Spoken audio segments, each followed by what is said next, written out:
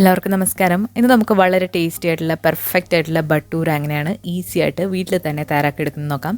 അപ്പോൾ ഞാൻ ഈ വീഡിയോയിൽ പറഞ്ഞിരിക്കുന്ന പോലെ ചെയ്യുകയാണെങ്കിൽ തീർച്ചയായിട്ടും നല്ല പെർഫെക്റ്റ് ടേസ്റ്റിലുള്ള സോഫ്റ്റ് ആയിട്ടുള്ള അടിപൊളി ബട്ടൂര തയ്യാറാക്കിയെടുക്കാം. അപ്പോൾ നമ്മളിവിടെ തയ്യാറാക്കുന്നത് ഈസ്റ്റ് ഒന്നും ചേർക്കാതെയാണ് ഈ ഒരു ബട്ടൂര തയ്യാറാക്കിയെടുക്കുന്നത്. നിങ്ങൾക്ക് കാണാൻ നല്ല പെർഫെക്റ്റ് ആയിട്ടുള്ള ബട്ടൂരയാണ്. അപ്പം എത്ര സമയം കഴിഞ്ഞാലും ഇത് താന്നു പോകില്ല, അത്രയ്ക്ക് നല്ല സോഫ്റ്റും ക്രിസ്പി ആയിട്ടുള്ളതാണ്. അപ്പോൾ അധികം താമസിയാതെ ഇതെങ്ങനെയാണ് തയ്യാറാക്കിയെടുക്കുന്നത് നോക്കാം. അപ്പോൾ നമ്മളിതിലേക്ക് 2 കപ്പ് മൈദയാണ് എടുത്തിട്ടുള്ളത്. അപ്പോൾ ഈ ഒരു 2 കപ്പ് മൈദയിലേക്ക് നമ്മൾ 3 ടേബിൾ സ്പൂൺ റവ ചേർത്ത് കൊടുക്കുന്നുണ്ട്. അപ്പോൾ ഈ ബട്ടൂര നല്ല ക്രിസ്പി ആയി കിട്ടാൻ വേണ്ടിയിട്ടാണ് റവ ചേർത്ത് കൊടുക്കുന്നത്. പിന്നെ ഇതിലേക്ക് 1 ടീസ്പൂൺ ഉപ്പ് ചേർത്ത് കൊടുക്കാം. 1 ടീസ്പൂണോ അതിൽ കൂടുതലോ നിങ്ങളുടെ ടേസ്റ്റിനനുസരിച്ചിട്ട് ചേർത്ത് കൊടുക്കാവുന്നതാണ്. ഇനി നമ്മളിതിലേക്ക് ഈസ്റ്റിന് പകരം ബേക്കിംഗ് പൗഡറാണ് ചേർത്ത് കൊടുക്കുന്നത്. 1 ടീസ്പൂൺ ബേക്കിംഗ് പൗഡർ ചേർത്ത് കൊടുക്കുന്നുണ്ട്. ഇനി നമ്മൾ ഇതെല്ലാം കൂടി നന്നായിട്ടൊന്ന് മിക്സ് ചെയ്തെടുക്കുക. ഈ ഒരു ബേക്കിംഗ് പൗഡറും റവയും ഉപ്പും എല്ലാം ഒരേപോലെ ഒന്ന് മിക്സായി കിട്ടാൻ വേണ്ടിയിട്ട് നന്നായിട്ടൊന്ന് മിക്സ് ചെയ്ത് എടുക്കുന്നുണ്ട്. അപ്പോൾ നന്നായിട്ടൊന്ന് മിക്സ് ചെയ്തെടുത്തു കഴിഞ്ഞാൽ നമ്മളിതിലേക്ക് ഇനി നല്ല കട്ട തൈരാണ് ചേർത്ത് കൊടുക്കുന്നത്. അപ്പോൾ 2 ടീസ്പൂൺ തൈര് ചേർത്ത് കൊടുക്കാം. 2 മുതൽ 3 ടീസ്പൂൺ വരെ തൈര് നിങ്ങൾക്കിതിലേക്ക് ചേർത്ത് കൊടുക്കാവുന്നതാണ്. അപ്പോൾ ആ ഒരു ബേക്കിംഗ് പൗഡറുമായിട്ട് ചേർന്നിട്ട് നല്ല സോഫ്റ്റായി കിട്ടും നമ്മുടെ മാവ്. ഇനി ഇതിലേക്ക് 1 ടേബിൾ സ്പൂൺ നെയ്യ് അല്ലെങ്കിൽ വെജിറ്റബിൾ ഓയിൽ, ഞാനിവിടെ വെജിറ്റബിൾ ഓയിലാണ് എടുത്തിട്ടുള്ളത്, ഒഴിച്ചു കൊടുത്തിട്ടുണ്ട്. അപ്പോൾ ഇത് കൈ വെച്ചിട്ട് ഇനി നന്നായിട്ടൊന്ന് മിക്സ് ചെയ്ത് എടുക്കാം. നന്നായിട്ട് മിക്സാക്കി എടുത്തു കഴിഞ്ഞാൽ നമ്മളിതിലേക്ക് ചെറിയ ചൂടുള്ള വെള്ളം ഒഴിച്ചിട്ട് നന്നായിട്ടൊന്ന് കുഴച്ചെടുക്കാം. നമ്മൾ ചപ്പാത്തി മാവിനൊക്കെ കുഴക്കുന്ന അതേ ഒരു പരുവത്തിലാണ് കുഴച്ചെടുക്കേണ്ടത്. അപ്പോൾ വെള്ളം ഒരുപാടങ്ങ് ചൂടായി പോകരുത്, ചെറിയ ചൂട് മാത്രമുള്ള വെള്ളമാണ്. അപ്പോൾ ഇത് കൈ വെച്ചിട്ട് നന്നായിട്ടൊന്ന് കുഴച്ചെടുക്കാം. നമ്മൾ എത്ര സമയം ഇത് നന്നായിട്ട് കുഴയ്ക്കുന്നോ അത്രയും നല്ല സോഫ്റ്റും നല്ല പെർഫെക്റ്റ് ആയിട്ട് ഈ ഒരു ബട്ടൂര കിട്ടും. അപ്പോൾ ഇത് നമ്മൾ നന്നായിട്ട് കുഴച്ചെടുക്കാം. അപ്പോൾ നിങ്ങൾക്ക് കാണാം, ഇത് ചപ്പാത്തി മാവിൻ്റെ അതേ ഒരു കൺസിസ്റ്റൻസിയാണ് ഈ ഒരു മാവിനുള്ളത്.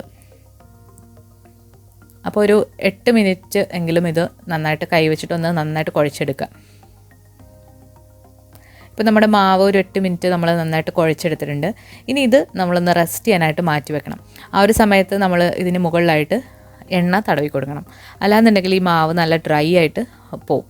അപ്പോൾ എല്ലാ സൈഡിലും അതുപോലെ പാത്രത്തിലും കുറച്ച് എണ്ണ ഒന്ന് തടവി കൊടുത്തിട്ടുണ്ട്. ഇനി ഇത് നന്നായിട്ടൊന്ന് അടച്ചിട്ട് നമുക്കൊരു കുറച്ചൊരു വാമായിട്ടുള്ള സ്ഥലത്ത് മാറ്റി വെക്കാം. നിങ്ങൾക്ക് ഈ ഒരു പ്ലാസ്റ്റിക് റാപ്പില്ലാന്നുണ്ടെങ്കിൽ നിങ്ങൾക്ക് തുണി ഇട്ടിട്ടും ഇത് കവർ ചെയ്ത് വെക്കാവുന്നതാണ്. ചെറുതായിട്ട് നനച്ചിട്ട് തുണി ഇതിന് മുകളിലായിട്ട് ഇട്ട് കൊടുക്കാം. അപ്പോൾ ഇനി ഇത് നമുക്കൊരു 3 മണിക്കൂർ ഒന്ന് മാറ്റി വെക്കാം. ഇപ്പോൾ നമ്മുടെ മാവ് 3 മണിക്കൂർ റെസ്റ്റ് ചെയ്തിട്ട് നമ്മൾ എടുത്തിട്ടുണ്ട്. ഇനി ഇത് നമുക്ക് എങ്ങനെയാണ് ബട്ടൂരയാക്കി എടുക്കുന്നതെന്ന് നോക്കാം. ഈ ഒരു മാവ് നല്ല സോഫ്റ്റായിട്ടാണുള്ളത്. അപ്പോൾ ഈസ്റ്റ് ചേർക്കുന്ന പോലെ ഇത് ഡബിളായിട്ടൊന്നും വരില്ല നമ്മൾ ബേക്കിംഗ് പൗഡർ ചേർക്കുമ്പോൾ, പക്ഷേ നല്ല സോഫ്റ്റാണ്.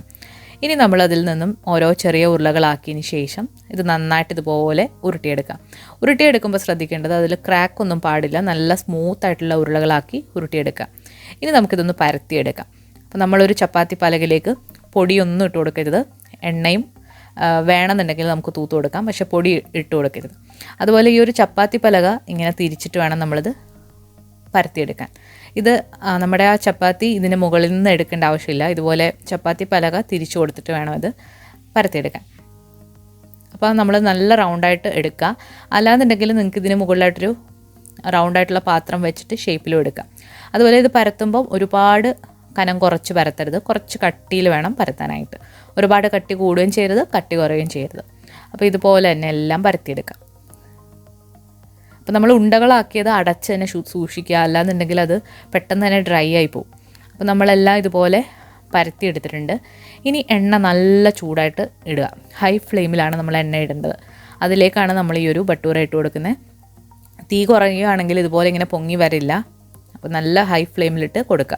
അതുപോലെ നമ്മൾ ആ ഒരു തവി വെച്ചിട്ട് ജസ്റ്റ് ഒന്ന് ഇങ്ങനെ പ്രസ് ചെയ്ത് കൊടുക്കുക. അപ്പോഴത്തേക്ക് ഇത് ഇങ്ങനെ പൊങ്ങി വരും. അപ്പോൾ ഇങ്ങനെ തിരിച്ചിട്ട് കൊടുക്കുക.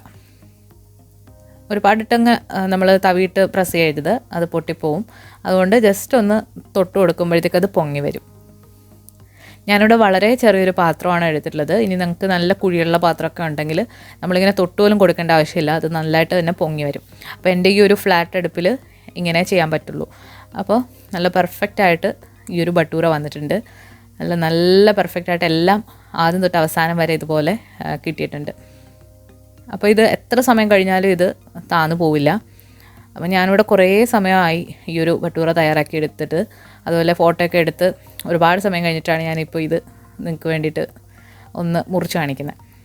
അപ്പോൾ നല്ല സോഫ്റ്റാണ്, അതുപോലെ നല്ല സോഫ്റ്റും നല്ല ക്രിസ്പിയുമാണ്, അടിപൊളി ടേസ്റ്റുമാണ്. അപ്പോൾ ഈസ്റ്റിൻ്റെ ആ ഒരു പുളിയോ അതൊന്നുമില്ല. ബേക്കിംഗ് പൗഡർ വെച്ചിട്ട് പെർഫെക്റ്റ് ആയിട്ടാണ് നമ്മളിത് തയ്യാറാക്കി എടുത്തിട്ടുള്ളത്. ഇതിൻ്റെ കൂടെ ഉള്ള കോമ്പിനേഷൻ എന്ന് പറയുന്നത് ചോലെ മസാലയാണ്. അപ്പോൾ ഞാനിവിടെ അടിപൊളി നോർത്ത് ഇന്ത്യൻ സ്റ്റൈൽ ചോലെ മസാലയുടെ കൂടെയാണ് ഈ ഒരു ഭട്ടൂര സെർവ് ചെയ്തത്. അപ്പോൾ ഈ ചോലെ മസാലയുടെ റെസിപ്പി നിങ്ങൾക്ക് കാണാൻ താല്പര്യമുണ്ടെങ്കിൽ തീർച്ചയായിട്ടും വീഡിയോയുടെ താഴെ കമൻറ്റ് ചെയ്യുക. അതുപോലെ ഈ വീഡിയോ ഇഷ്ടമായിട്ടുണ്ടെങ്കിൽ തീർച്ചയായിട്ടും ലൈക്ക് ചെയ്യുക, ഷെയർ ചെയ്യുക, അതുപോലെ നിങ്ങളുടെ അഭിപ്രായങ്ങൾ കമൻറ്റിലൂടെ അറിയിക്കുക. അപ്പോൾ എല്ലാവരും ട്രൈ ചെയ്ത് നോക്കിയിട്ട് നിങ്ങളുടെ ഫോട്ടോസും സെൻഡ് ചെയ്ത് തരിക. അപ്പോൾ പുതിയൊരു റെസിപ്പി വീഡിയോ ആയിട്ട് നമുക്ക് വീണ്ടും കാണാം. താങ്ക്